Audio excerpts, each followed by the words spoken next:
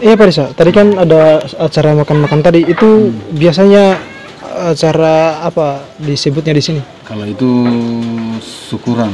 Syukuran. Ya, pasca panen. Itu ada warga yang sudah menimbang, biasanya syukurannya dia buat dengan kegiatan doa bersama supaya ke depan lagi bisa ada rezeki lagi selanjutnya. Potensi kita sekitar berapa ton ini per sekali musim ini Pak? Kalau 1 ton saja ini Pak, kali 100 lebih itu berarti 100 ton lebih ya. Kalau bagaimana dia dapat 2 ton? Ya. Standarnya mereka yang dapat 2 ton. 2 ton ya? Per orang.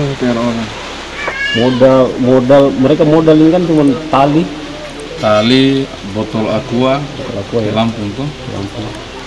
Tambah perahunya sama rumahnya bibitnya. Yang paling sekarang itu bibit, karena kalau jam tali dengan belinya 1 kali, lama pakainya.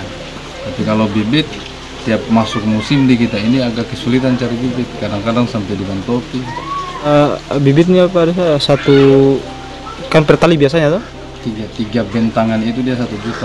Kadang tergantung orangnya, kadang 4 bentangan 1 juta. Jadi 1 bentangan itu 250 mungkin begitu.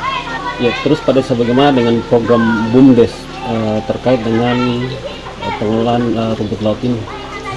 Kita ini masih masuk dalam perencanaannya kita. Yang pertama, kalau BUMDes kan ada penyertaan modal yang dikeluarkan oleh pemerintah desa melalui APBDes-nya tuh. Tapi kita penuhi dulu kebutuhan fisiknya, seperti fibernya dengan talinya. Nah, setelah itu tambah jemuran. Setelah 3 poin ini kita sudah bangun, nanti perencanaan selanjutnya kita buat penyertaan modal untuk BUMDes-nya. Nah, bisa jadi suatu saat untuk penanaman modal di warga untuk penyediaan bibit. Kalau fibernya ini kan masih fiber milik desa, hanya mereka hak pakai. Jadi diberikan tanggung jawab kepada mereka untuk bertanggung jawab sepenuhnya atas fiber itu, tapi status kepemilikannya milik desa. Nanti kita kembangkan di kemudian hari untuk itu BUMDes, melalui BUMDes.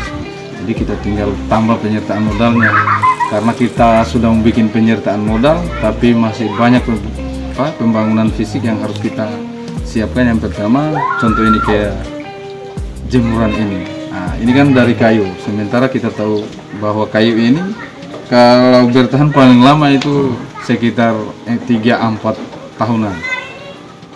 Tergantung jenis kayunya. Tapi rata-rata kayu di sini ya sudah kesulitan.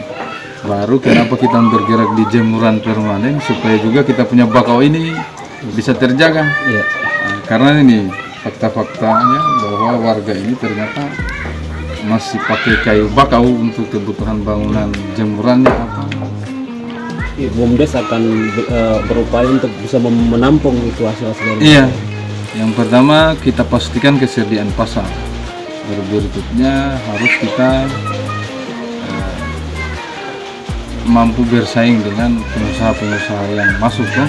Bersaing yang dimaksud ini bukan dalam artian kita hentikan, tapi minimal BUMDes itu jadi penyeimbang harga antara tengkulak dengan BUMDes. Minimal BUMDes itu jadi pengawal, Dia bisa menjadi penstabil lah. ya, yang menstabilkan harga.